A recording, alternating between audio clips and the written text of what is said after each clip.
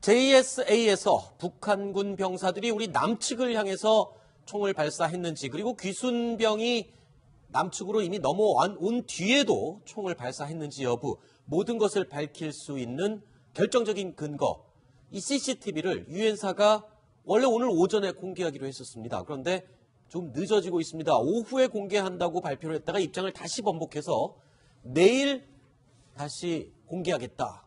계속 늦어지고 있습니다. 이일호 국장님, 무슨 일이 있습니까? 네, 당초에 그 유엔사가 공개하기로 했던 동영상의 길이가 네. 26초 정도 되는 분량이었는데 우리 군에서는 이 26초 가지고는 모든 상황을 다 볼 수 없다. 좀 더 네. 앞뒤 상황까지 다 합쳐서 좀 더 긴 영상을 제공해달라고 요청을 했는데 네. 이 영상을 제공하는 것을 승인할 수 있는 승인권자가 브룩스 사령관인데 네. 지금 이 사령관이 지금 없습니다. 국내에 없습니다. 어디가 있죠? 일본 출장을 가 있습니다. 네네. 그런 문제도 있고 우리가 갑작스럽게 예정되지 않았던 것을 요청했기 때문에 행정적으로 이런 어떤 승인 절차가 필요합니다. 그래서 이런 절차를 다 밟고 그 적법한 절차에 의해서 주겠다라고 해서 내일로 연기된 겁니다. 아, 그러니까 지금 이 연기가 된 이유, 사실 계속 연기되면서 말이 많았습니다. 뭐 유엔사는 공개하려는데 혹시 우리 쪽에서 거절한 거 아니냐, 이런 이 추측도 나오기도 했었는데 합참에서 공식 입장을 발표했습니다. 거절한 적 없다.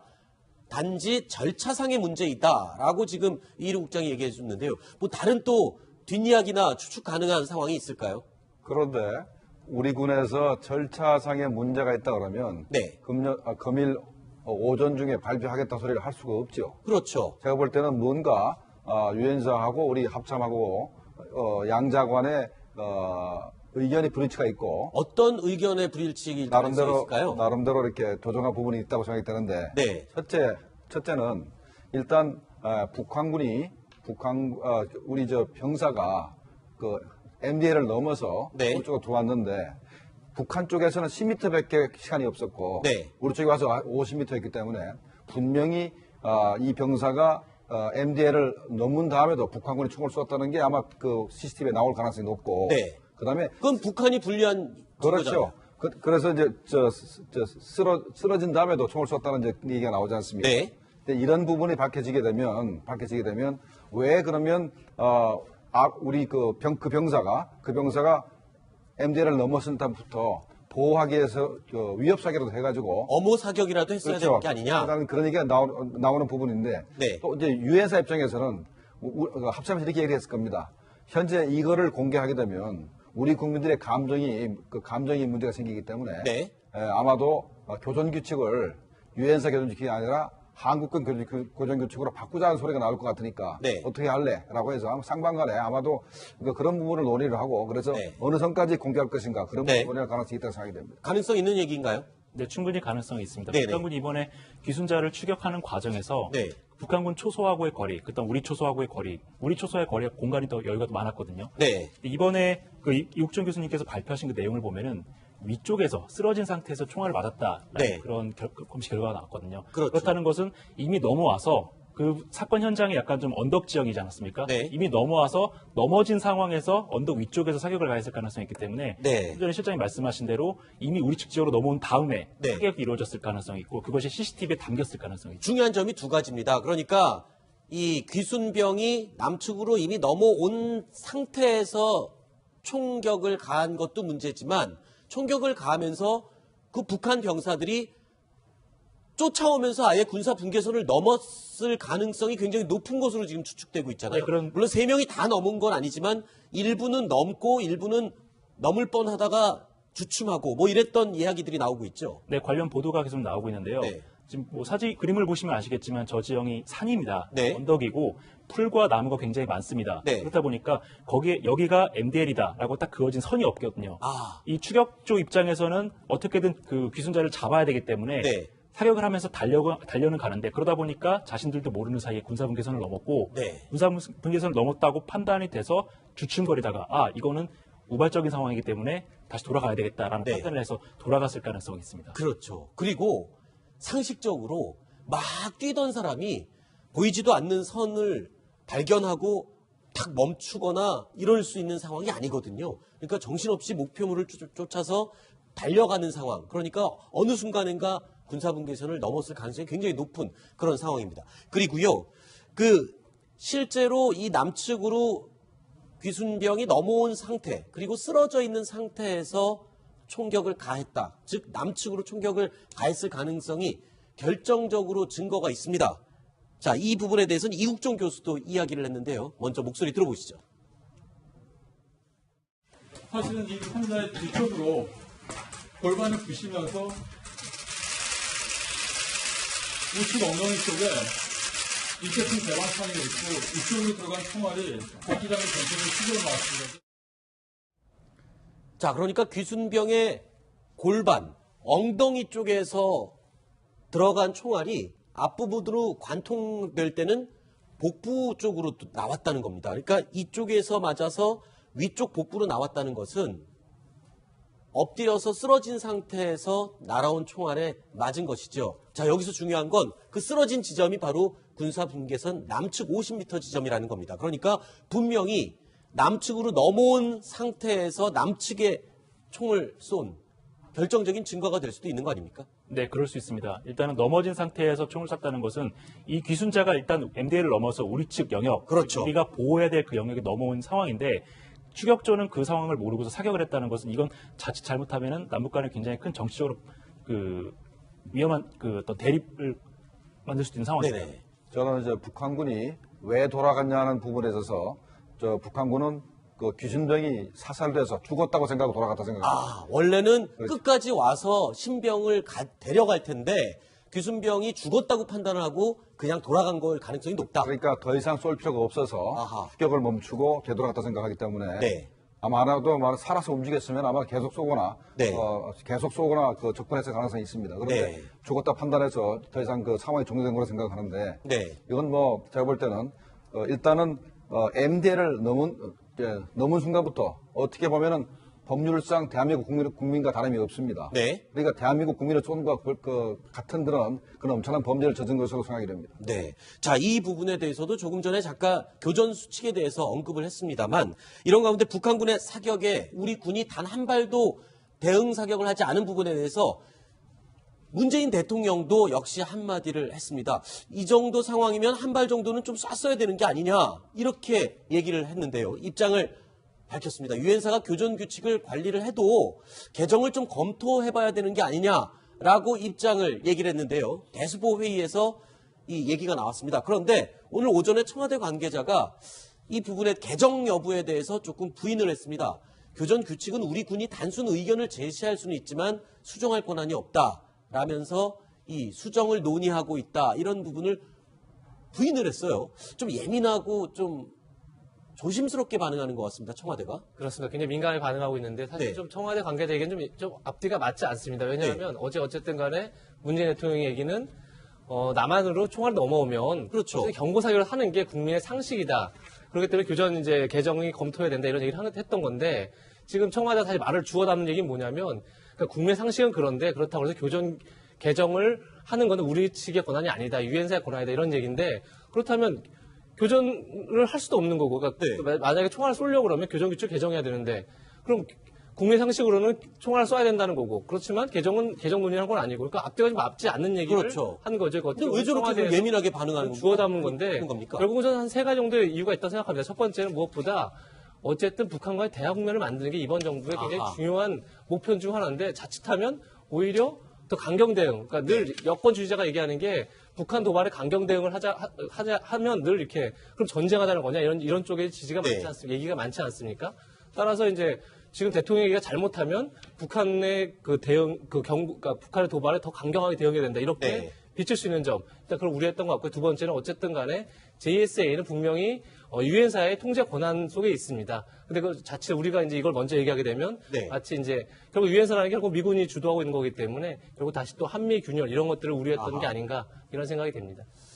하고 싶은 말 그리고 해야 될 말을 우리 대통령이 했을 뿐인데 이마저도 눈치를 봐야 하는 이런 상황이 조금 속상하고 안타깝기도 합니다. 자, 일단 교전 규칙은 분명히 개정되거나 개선되거나 바뀔 필요가 분명히 있는 것 같습니다. 그게 또 우리 국민들의 여론이기도 하고 현실적으로 필요한 부분인 것 같습니다. 자, 이런 가운데 이 목숨을 위협받을 수 있는 순간에도 북한군 귀순병을 직접 나서서 구출을 했던 그 대대장, JSA의 대대장, 이 권영환 중령에 대한 이야기를 좀 해보겠습니다. 자신이 구조에 앞장섰던 이유에 대해서 이렇게 밝혔다고 합니다. 왜 부하들을 내보내지 않았었냐? 그랬더니 차마 아이들을 보낼 수 없었다. 이렇게 얘기를 했네요. 네, 당시에는 그 거리가 북한 초서와 불과 몇십 미터밖에 떨어져 있지 않았습니다. 그렇기 때문에 거기에 자신의 부하들을 내보냈다면 총알바지가 될 수도 있었던 상황입니다. 그렇기 네. 때문에 자신이 직접 갔다는 그런 얘기고요. 실제로 주한 미군들의 평가는 굉장히 슬기롭고 현명했다 이렇게 평가를 하고 있습니다. 네. 그리고 주한 미군의 기준으로 보면 표창감이다 이런 얘기들을 서슴지 않고 있었습니다. 그러니까 주한미군 관계자들이 볼 때는 우리 권중령 JSA 대대장의 이 행동, 부하들을 차마 보낼 수 없어서 본인이 직접 낮은 포복으로 갔던 행동에 대해서 정말 표창감이다 칭찬을 하고 있는 거군요. 네, 그렇게 판단을 하고 있는 것 같습니다. 우리 고위장성들이 이제 권중령에게 이야기를 했던 것은 네. 왜 지휘관이 이런 엄중한 상황에서 지휘소를 비우고 현장에 그렇죠. 직접 갔느냐라는 것을 질책하기 위해서 저런 이야기를 했던 것 같은데 질책이었군요. 네, 여기서 우리가 한 가지 주목해야 될 것은 이 권영환 중령이 지금 현재 JSA 대대장이지만은 위관장교 시절부터 계속해서 여러 차례 JSA에서 근무했던 굉장히 잔뼈가 굵은 사람이거든요. 네. 그렇기 때문에 3시 15분에 최초의 총성음을 듣고 나서 지금 상황이 어떻다라는 것을 굉장히 빠르게 판단을 해내고 네. 지금 이것이 확대되진 않겠구나라는 판단에서 상황이 확대되지 않는다면 내가 직접 가서 그 병사들이 다치는 것보다는 내가 지휘관으로서 책임 있는 오블리주를 보여줘야 되겠다. 그래서 먼저 그 사지로 몸을 던진 것 같습니다. 네. 자, 그 당시 상황이 어떻게 됐냐면요. 일단 그 귀순병이 넘어오는 순간은 길어야 10초 이내에 상황이 종료됐기 때문에 그렇죠. 일단은 거기서 종료됐습니다. 네. 그 다음에는 이제 우리가 이제 보고를 했고 이 양반한테 보고를 했을 거 아닙니까 병들이. 네. 그럼 이 양반이 이제 2개 소대를 일단 배치를 합니다. 네. 북한군도 이제 병력이 배치됐고 쌍방이 대치된 상태였는데. 네. 언제라도 저쪽에서 부대가 실탄을 쏠 수가 있는 상황이죠. 그렇죠. 근데 이제 열상장교로 해서 그 귀순병 쓰러진 걸 잡았고, 우리 중령이, 권중령이 이제, 중사 두 사람을 데리고 방탄조끼를 입고 들어갑니다. 네. 북한 입장에서는 그 귀순병을 죽여야 되거든요. 네. 그러면 또 추가적으로 쏠 수 있으니까, 네. 권중령이 자기 방탄복을 입은 상태로 자기 몸으로 귀순병을 이렇게 엄호를 한 거고. 엄호를 하면서 네. 병을 이제 이게 끌어나왔는데 사실 어떻게 보면 굉장히 용감한 겁니다. 네. 적들의 그 총구가 몇 개겠습니까? 그렇죠. 한 100여 개 총구 앞에서 자기 몸을 던져가지고 이 귀순병을 몸으로 막으면서 데리고 나왔기 네. 때문에 표창받을 만합니다. 권중령 얼굴 다시 한번 보여드리겠습니다. 그 육사 54기 75년생이군요. JSA에서 오랫동안 근무를 했고 이제 전역을 그러니까 다른 부대로 발령을 한 달 정도밖에 남겨두지 않은 상태였거든요. 정말 이 사명감과 희생 정신이 없이는 나올 수 없는 그런 행동이었습니다. 자, 그렇다면 권영환 중령이 이 목숨을 걸고 구조한 북한군 병사는 현재 상태가 어떤지 알아보겠습니다. 이국종 교수의 목소리로 확인해 보시죠. 지금 많이 안정화됐습니다. 근데 여전히 심장이 뛰는 심박수가 굉장히 빠르고요, 아직도. 그런데 소변량이라든가 아니면 혈압이라든가 그런 것들은 일반적으로 이렇게 보기에는 굉장히 호전됐다고 볼 수 있습니다. 지금 환자분은 럭비공 같다고 볼 수 있습니다. 아직 상황이 지금보다 더 안 좋았다면 이렇게 닫을 수도 없었을 겁니다. 그러니까 오늘 오후에 나온 소식은 이거예요. 바이탈 사인은 정상으로 돌아왔다. 하지만 안심할 단계는 아니다. 바이탈 사인이 정상으로 돌아왔다는 게 무슨 말인가요, 일단? 네, 바이탈 사인이라고 하면 혈압, 호흡, 맥박, 그리고 체온을 말합니다. 네. 기본적으로 사람이 신진대사를 하면서 어느 정도 건강을 유지하고 있는가, 정상으로 가고 있는가 이런 것을 체크할 수 있는 것인데 이국종 교수가 결국엔 그럼 살려낸 거군요. 네, 지금까지는 매우 좋은 상황이라는 겁니다. 아하. 다만 아직은요, 그 의식이 돌아오지 않고 있습니다. 그리고 앞으로 있을지 그 기생충, 여러 가지 합병 증세가 또 벌어질 수 있기 때문에 예의주시하는 상황이고요. 그래서 반드시 지금 상황에서는 너무 예단해서는 안 되는 상황이기도 합니다. 네. 그럼에도 불구하고 여기저기에서는 이국종 교수가 결국에는 또 하나의 소중한 생명을 살렸다고 칭찬이 이어지고 있죠. 그걸 칭찬할 수밖에 없는 상황 아닙니까? 지금 저 상황은. 맞습니다. 지난번에 석회균 그렇죠. 선장도 거의 그냥 내버려뒀으면 뭐 죽을 그럴 사람을 살려냈고 이번에 그 귀순병 자체도 사실 실타를 그렇게 맞고 살기 힘들거든요. 그렇죠. 오죽하면 북한군이 더 이상 추적을 안 하고 죽였다고 확신하고 그렇죠. 그래서 사살됐다라고 생각하고 하고 돌아갔을 정도인데 상황인데 그걸 이제 살려냈네요. 살려낸 건 대단한 겁니다. 네. 알겠습니다. 자, 이 이야기, 두 가지 이야기 여기까지 살펴보도록 하고요. 세 번째 이야기가 또 준비되어 있습니다. 오늘 저희가 7위로 꼽은 내용인데요. 확인해 보겠습니다. 상황이기 때문에 다시 돌아가야 되겠다라는 네. 판단을 해서 돌아갔을 가능성이 있습니다. 그렇죠. 그리고 상식적으로 막 뛰던 사람이 보이지도 않는 선을 발견하고 탁 멈추거나 이럴 수 있는 상황이 아니거든요. 그러니까 정신없이 목표물을 쫓아서 달려가는 상황. 그러니까 어느 순간인가 군사분계선을 넘었을 가능성이 굉장히 높은 그런 상황입니다. 그리고요, 실제로 이 남측으로 귀순병이 넘어온 상태, 그리고 쓰러져 있는 상태에서 총격을 가했다. 즉, 남측으로 총격을 가했을 가능성이 결정적으로 증거가 있습니다. 자, 이 부분에 대해서는 이국종 교수도 이야기를 했는데요. 먼저 목소리 들어보시죠. 사실은 이 환자의 뒤쪽으로 골반을 부시면서 우측 엉덩이 쪽에 이렇게 큰 대방창이 있고 이쪽으로 들어간 총알이 복기장의 전신을 휘저어 나왔습니다. 자, 그러니까 귀순병의 골반, 엉덩이 쪽에서 들어간 총알이 앞부분으로 관통될 때는 복부 쪽으로 또 나왔다는 겁니다. 그러니까 이쪽에서 맞아서 위쪽 복부로 나왔다는 것은 엎드려서 쓰러진 상태에서 날아온 총알에 맞은 것이죠. 자, 여기서 중요한 건 그 쓰러진 지점이 바로 군사분계선 남측 50m 지점이라는 겁니다. 그러니까 분명히 남측으로 넘어온 상태에서 어느 선까지 공개할 것인가 그런 네. 부분에 가능성이 있다고 생각이 됩니다. 가능성 있는 얘기인가요? 네, 충분히 가능성이 있습니다. 네네. 북한군이 이번에 귀순자를 추격하는 과정에서 네. 북한군 초소하고의 거리, 그다음 우리 초소하고의 거리, 우리 초소의 거리가 공간이 더 여유가 더 많았거든요. 네. 이번에 이국종 교수님께서 발표하신 그 내용을 보면은 위쪽에서 쓰러진 상태에서 총알을 맞았다 네. 그런 검시 결과가 나왔거든요. 그렇죠. 그렇다는 것은 이미 넘어와서 그 사건 현장이 약간 좀 언덕 지형이지 않았습니까? 네. 이미 넘어와서 넘어진 상황에서 언덕 위쪽에서 사격을 가했을 가능성이 있기 때문에 네. 좀 전에 실장님 말씀하신 대로